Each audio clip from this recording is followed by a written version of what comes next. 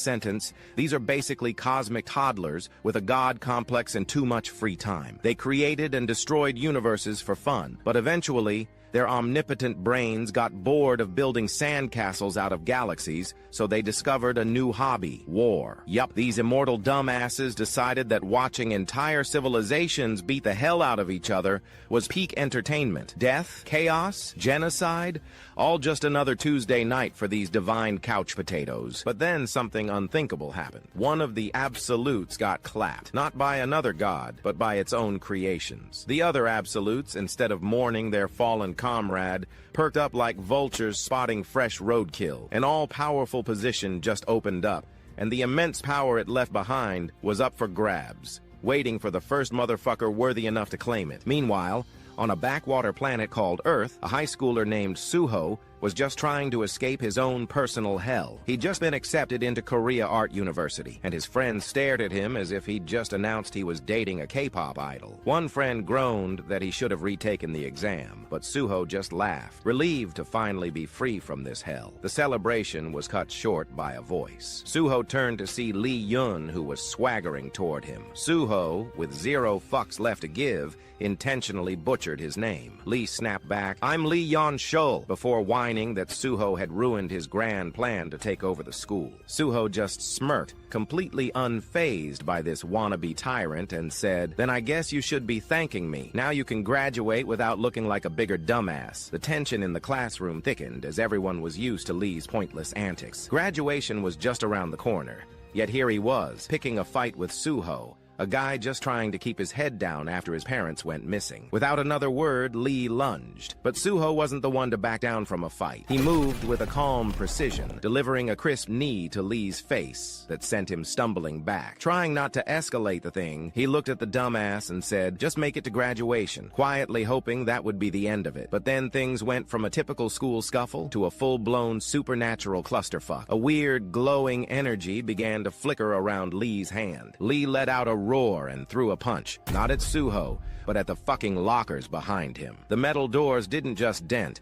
they imploded, obliterated by a force that had no business being in a high school hallway. The entire class fell silent, their brains collectively short-circuiting at the sight. Suho, now on the floor from the aftershock, looked up in disbelief. Above him stood Lee, his hands still crackling with an otherworldly power. And just like that, we are hit with a time skip. 2 years had passed since that incident, and the world Suho thought he knew was long dead. Now, a second-year college student, he still couldn't shake the memory of his classmate turning a set of lockers into scrap metal with his bare, glowing hands. As he walked across campus, an announcement echoed over the loudspeakers informing the students that all classes in the main building were being moved because a gate had decided to pop up. Hunters were already inside, performing what amounted to cosmic pest control. A curious bystander asked a staff member how long the raid had been going on, and the worker replied, saying that it had been over 8 hours. He added that it's just a D-rank gate, so they should be wrapping up soon. It had been 3 years since reality decided to shit the bed,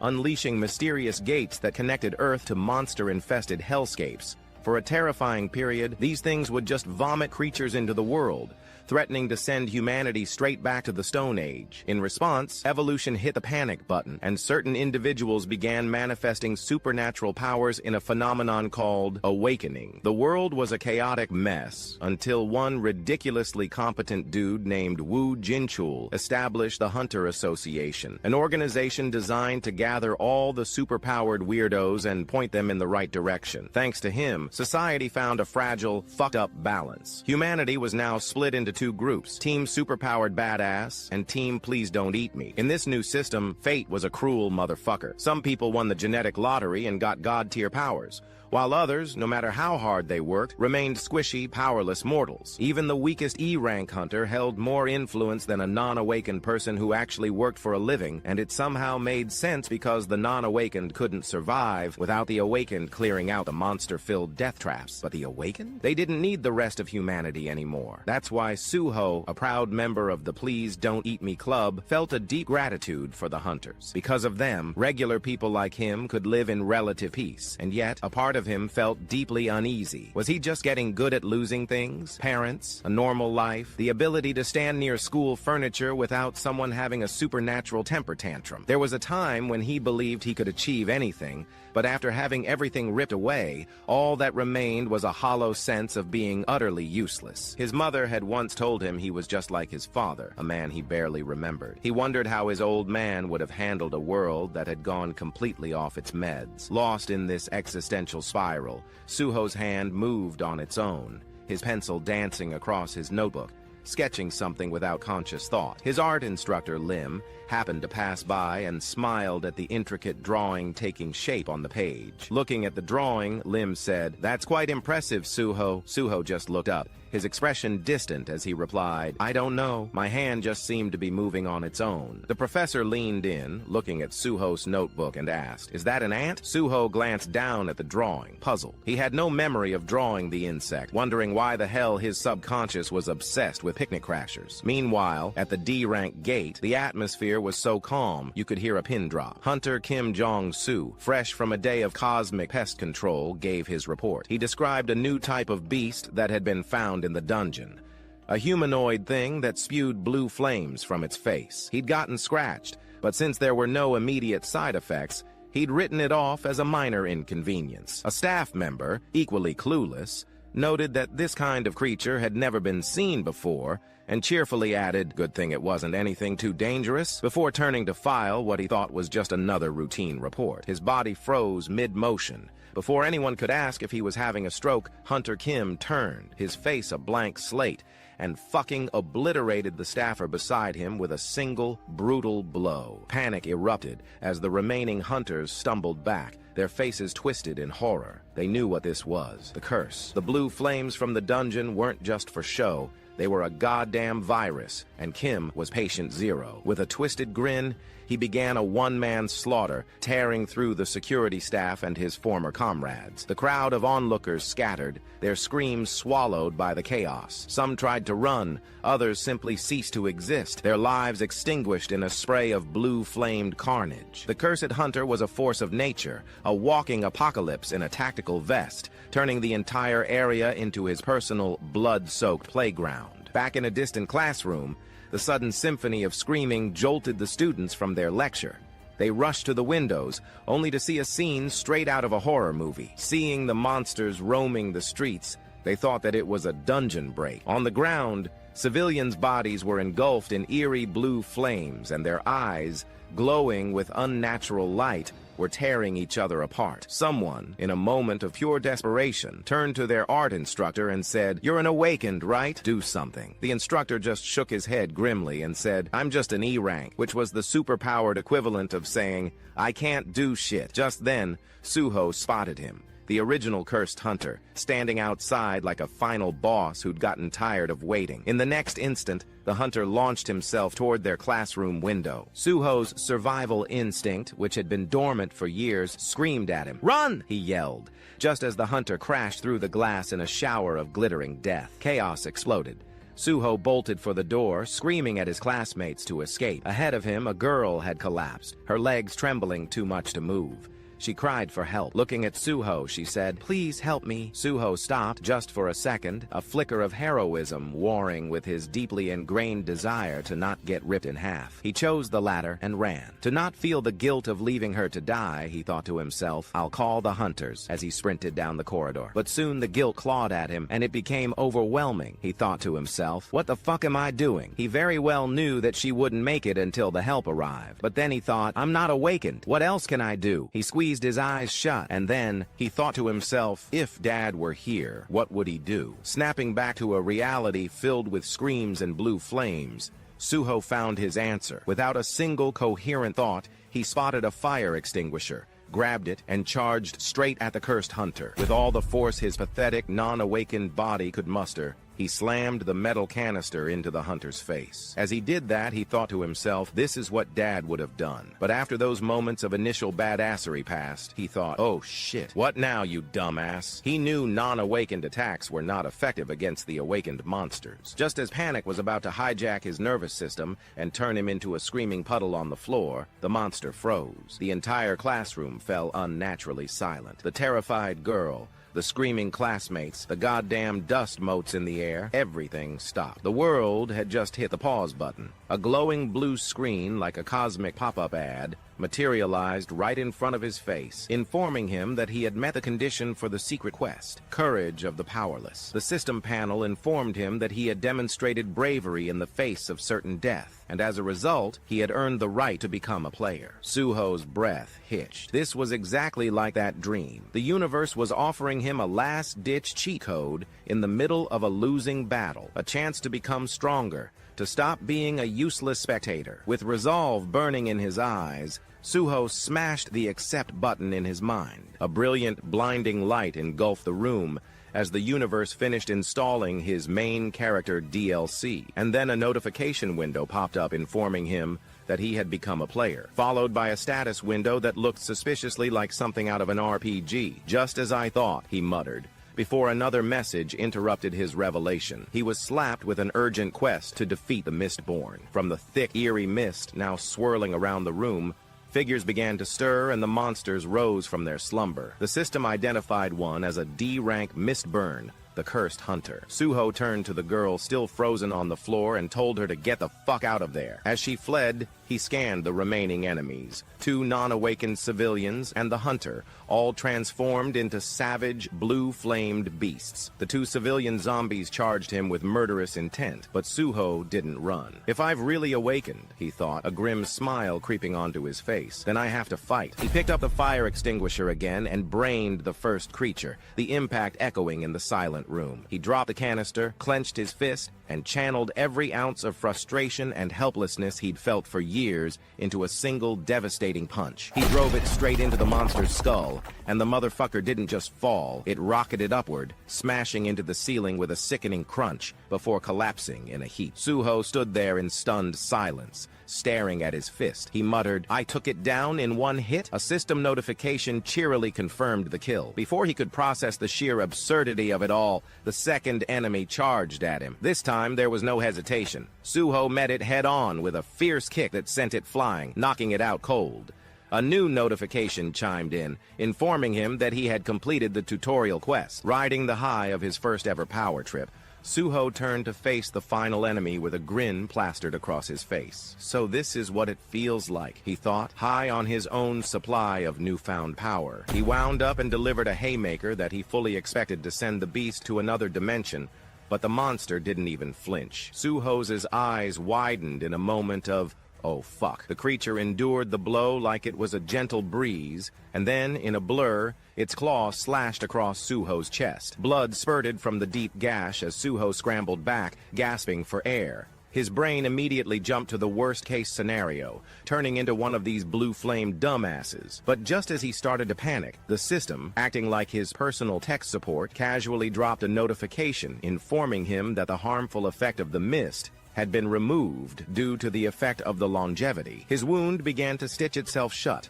leaving him staring in disbelief. He barely had time to process this premium healing feature before the monster attacked again, pinning him to the ground with overwhelming force. Struggling under its weight and probably regretting every life choice that led him to this moment, Suho desperately searched for a way out. Then, his brain finally booted up the "use your fucking rewards, you dumbass" file. He quickly accepted the rewards from the tutorial quest and, while getting mauled, navigated the menu screen in his head to dump all his brand new stat points into strength. A surge of raw power coursed through him, and with a roar, he broke free from the monster's grasp. He lunged forward, unleashing a furious barrage of punches. The creature fought back, but Suho, now with a bit of combat experience under his belt, dodged and countered with newfound precision. He realized he could actually get stronger. With a final, devastating punch, he sent the monster crashing into a wall. Before it could even think about recovering, Suho closed the distance and launched a relentless assault,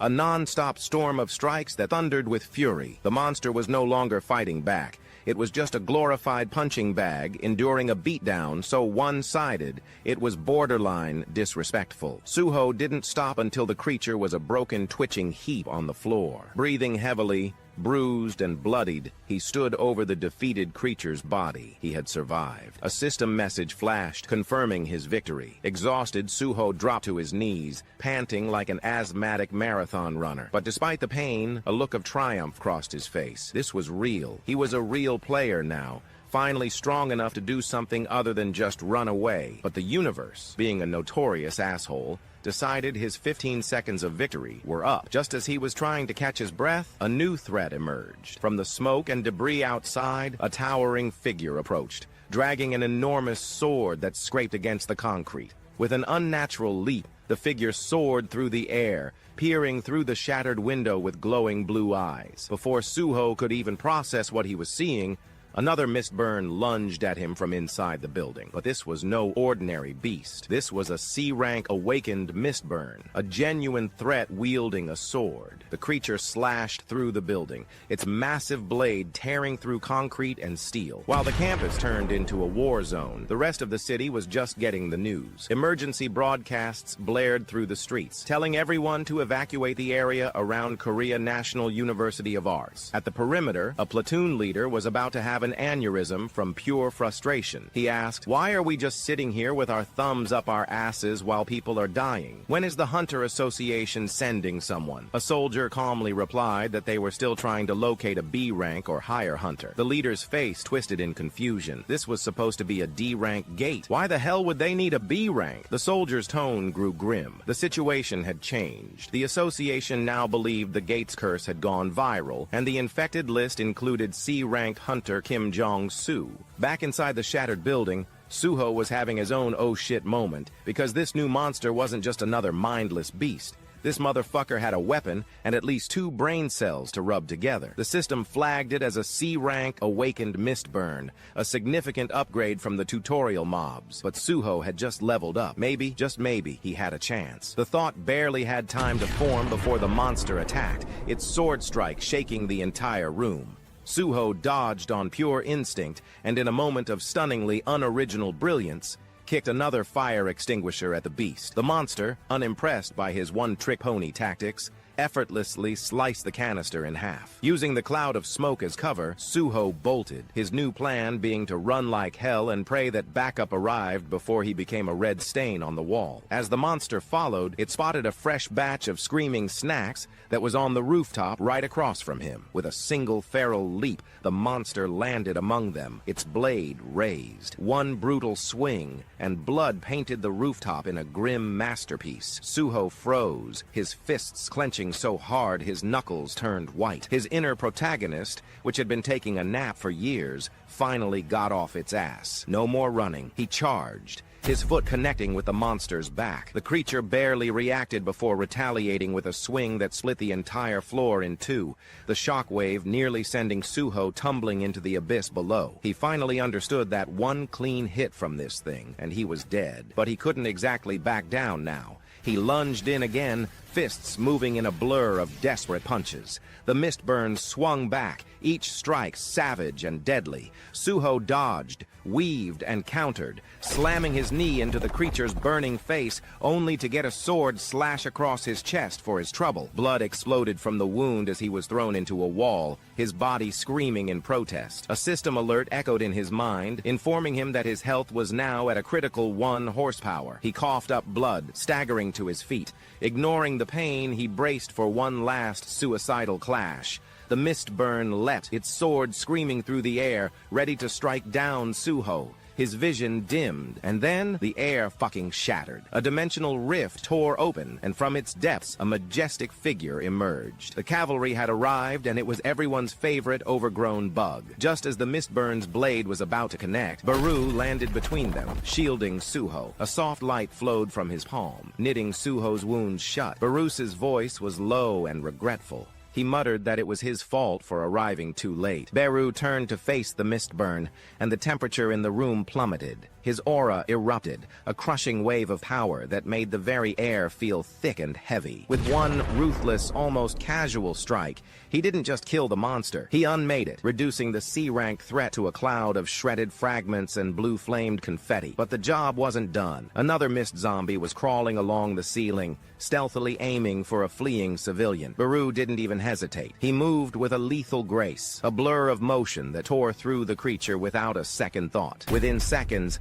every single invading monster had been systematically and brutally dismantled. All that remained was a gory mess of limbs and blood-stained debris. Outside, the smoke began to clear, but just as a semblance of calm returned, every single glass window in the university shattered at once in a symphony of destruction. A radiant, blinding light bathed the battlefield, followed by an eerie silence. Beru returned to Suho's side, his murderous aura dissipating as his gaze softened. Looking at Suho, he said, "It has been a while, young monarch." These words carried a weight of history Suho couldn't possibly comprehend. The story then flashes back to a younger Suho, a quiet kid obsessed with sketching ants. His room filled with incredibly detailed drawings. A shadow falls over him, and Beru stands there, holding a portrait of himself that the boy had drawn. He teases the young Suho with polite praise, clearly touched, as tears well up in his eyes. The memory fades, and Suho snaps back to the present, waking up with a start in a hospital bed. Later that day, his uncle showed up, demanding to know what happened and insisting that from now on, Suho needed to hire a team of awakened bodyguards because the world was clearly trying to kill him. Suho reassured him he was fine, but his mind was reeling. He'd been out cold for 2 whole days. The news was a non-stop loop of the disaster, a national tragedy that had left the country in shock. Reports flooded in about the numerous casualties and the disturbing new threat that was mistburns, demonic entities that could turn even powerful hunters into mindless killing machines. The most damning detail was the Hunter Association's pathetic response time, a delay that had cost countless lives. But one question haunted everyone: who or what had annihilated all the monsters inside the university? Suho turned off the TV. It wasn't a dream. He really had awakened, and even better, he was now a player, someone who could grow infinitely stronger. But one thing still gnawed at him. He had been on the brink of death, a hair's breadth from being turned into a C-rank chew toy. So how the hell did he survive? A familiar, powerful voice echoed in his mind,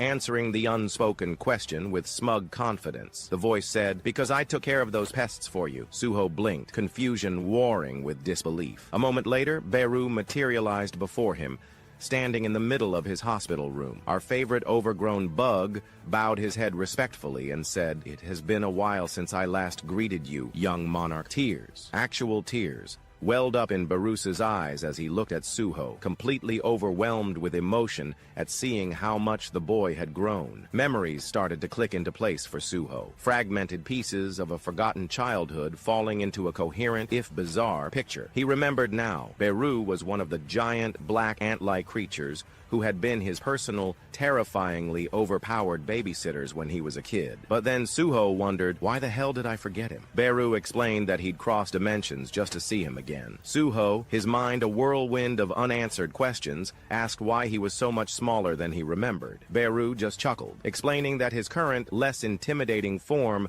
was a side effect of burning a massive amount of mana to cross dimensions. In his true form, he was far more imposing. Suho glanced at the system window, which had labeled Beru as a private grade shadow. Beru scoffed at the insult, cursing the system under his breath, and said that he was a martial-grade shadow who could obliterate planets with one punch. Suho thanked him for the save, and Beru, despite looking like a nightmare-given form, scratched his cheek bashfully, revealing he was also a surprisingly skilled healer. Then he got down to business. He told Suho that he had come to break the seal that had been holding Suho's powers back. But to his surprise, Suho had already done the job himself. Beru nodded in approval, impressed by his young monarch's progress. Curious, Suho asked if the seal had anything to do with the vivid, game-like dream he'd experienced. Beru's expression turned solemn. That wasn't a dream. It was a memory. Everything Suho had seen and felt had actually happened. His father, my glorious king, had sealed away both his powers and his memories to give him a shot at a normal, non-monster-filled life. The revelation hit Suho like a freight train. He stood there in stunned silence, trying to process the fact that his dad wasn't just some missing person. The next question was obvious. Was Beru connected to his father, the man who had vanished without a trace? Beru's stern expression softened as he told Suho that my glorious king didn't abandon him. He had left Earth entirely to fight a war in outer space. Confused, Suho pressed for more details. Beru explained that his father had gone off to battle the outer gods, those cosmic toddlers from the beginning of the story who were now trying to invade Earth by sending their minions through the gates. To help Suho understand, Beru conjured shadowy projections, images of a lone warrior fighting against impossible odds. That warrior, Beru said, his voice filled with reverence, is your father. He is protecting this world. Suho's heart hammered in his chest. The gates, the monsters, the entire fucked up state of the world, it was all part of a larger cosmic war, and his dad was on the front lines. Suho then asked if his mother had been with his father when they vanished, but Beru shook his head. He hadn't seen her. A knot of dread formed in Suho's stomach as he revealed a troubling detail. His mother had disappeared on the exact same day as his father. For years, he had assumed they'd left together. A flicker of genuine panic crossed Beru's face. If Suho's mother hadn't gone with Jin Woo, then there was only one horrifying possibility left. She hadn't left voluntarily. She had been taken by the forces of the outer gods. That single horrifying realization shattered something inside Suho. His fists clenched, his jaw tightened, and a silent vow echoed through his very soul.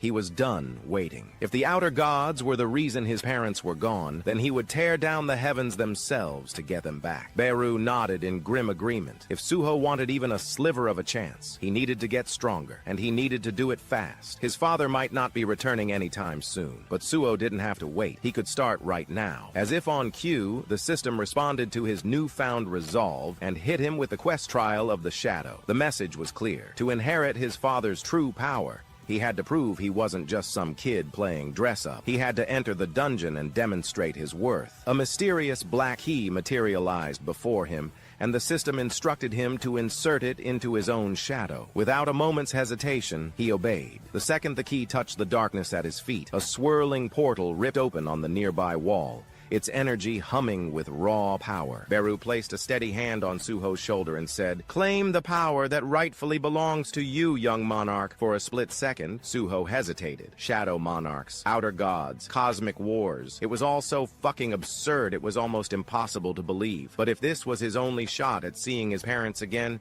he couldn't stop now. I need to level up, he thought. Behind him, Beru's thoughts drifted to the final command he had received from his king. My glorious king had entrusted him with a single mission: release Suho's seal, return his powers and memories, and protect him. For everything else, he was to act as he saw fit. Watching Suho walk into the unknown, Beru whispered, "So you've left the rest in my hands, my king." Straightening his back, he declared aloud, "I, Beru, shall remain at the young monarch's side. I will watch over his growth." Together they stepped through the gate, and with a final flash of light, the portal vanished, leaving behind only the silence of a world that had just witnessed the return of destiny. As they stepped through the gate, Beru started telling him about his surroundings. This place was the land of the dead, a domain where no living being could set foot without the express permission of its master. This was the Shadow Dungeon. Suho looked around at the eerie landscape, a ruined city that felt more like a post-apocalyptic wasteland than a typical dungeon. Strangely, the place felt familiar, like a half-remembered nightmare. A quest notification popped up asking Suho to survive for 4 hours in the Shadow Dungeon. Suho asked Beru if he simply had to run out the clock,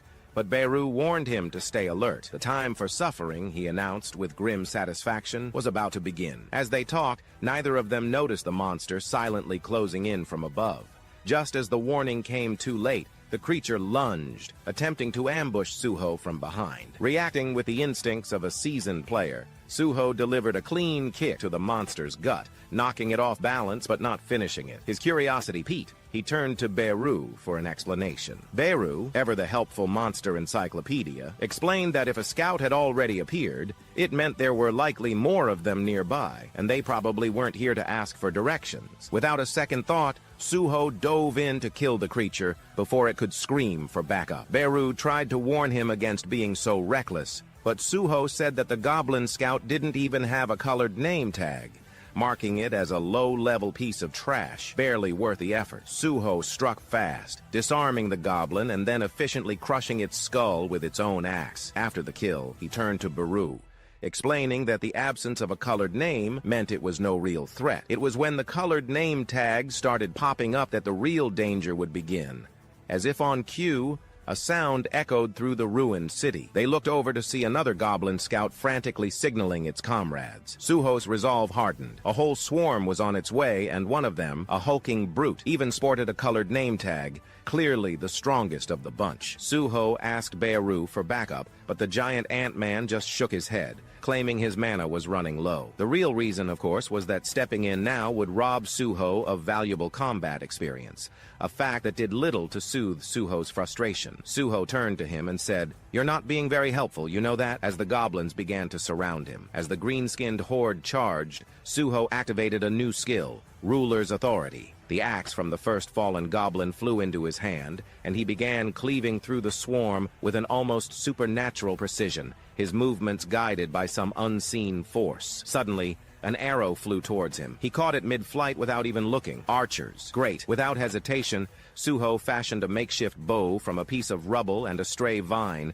firing the arrow back with a perfect headshot that dropped the goblin archer. Beru watched in awe, impressed by his young monarch's terrifying adaptability. Beru reflected on Suho's childhood. Even back then, he had been able to wield the ruler's authority, a power designed for pure, unadulterated destruction. It had been suppressed in the peaceful world, but now, with the outer gods knocking on Earth's door, the young monarch's power was reawakening to illuminate the encroaching darkness. Suho continued his bloody ascent through the dungeon, a one-man army against a tide of goblins. One managed to sneak up and stab him in the back, its smirk of triumph lasting only until Suho turned and landed a brutal punch that caved in its face. More goblins swarmed him, followed by a towering figure, the Goblin Centurion. Suho grabbed a dagger and, as the boss charged, threw it with the speed of lightning, skewering goblins left and right before finally piercing the Centurion's chest. The battle was pure chaos, but Suho felt more alive than ever. Bleeding and weakened, he refused to back down, grabbing another weapon and lunging back into the fray until, eventually, silence fell. The battlefield was littered with goblin corpses. Suho had survived 4 grueling hours in the Shadow Dungeon. Beru applauded, proud but not surprised. Then came the reward. Suho checked his system notifications and saw he had earned a runestone for shadow extraction. Beru was genuinely surprised this time. He hadn't expected this dumbass to acquire such a skill so soon. Feeling the new power coursing through him, Suho admitted he felt like a total cheat with all the skills and levels the system had been spoon-feeding him. Beru just explained that the system was based on the same one his father had used, a support program designed to ensure the young monarch's safety and growth. Hearing this, Suho accepted the reward without another moment of hesitation. The system handed him a runestone for shadow extraction and told him to absorb it by breaking the stone. He crushed it, and a new window popped up informing him about the skill shadow extraction and how it functions. No mana required. Creates shadow soldiers from dead bodies. Success rate depends on the enemy's strength and the time since death. For the first time, Suho understood the true, terrifying potential of his power. He could create his own personal army of the dead. Beru elaborated, explaining that this skill was the very foundation of the legacy his father had built. With it, Suho could turn corpses into shadow soldiers, beings just like Beru himself. Suho, however, was skeptical. It sounded an awful lot like necromancy, and to command these soldiers he had to kill them first, which meant he could only control things weaker than himself. He also knew that summoner-type skills were looked down upon in the hunter industry, mostly because they were associated with creepy weirdos who talk to skulls. Still, his curiosity got the better of him. He tried the skill on a nearby goblin corpse. The system told him he needed to assign a command. Suho, deciding to go with a classic, calmly said, "Arise." Dark energy flowed through the corpse, and moments later, 3 shadowy goblins, now designated as Level 1 common-grade shadow goblins, rose before him. "So this is the shadow skill," he muttered, thoroughly unimpressed. Beru explained that newly extracted soldiers were always weaker than they had been in life. Suho noticed they were also smaller, like sad, shrunken versions of their former selves. The system also informed him that they would disappear after a day unless he had a skill like shadow storage to keep them around. Seeing Suho's disappointment, Beru quickly added that shadow abilities were influenced by level and intelligence, which this dumbass thoroughly lacks, meaning this seemingly pathetic skill would eventually become incredibly powerful. Cheered up by the prospect of future badassery, Suho decided it was time to leave, especially since he hadn't eaten in 2 days and was starting to fantasize about the hospital's questionable cafeteria food.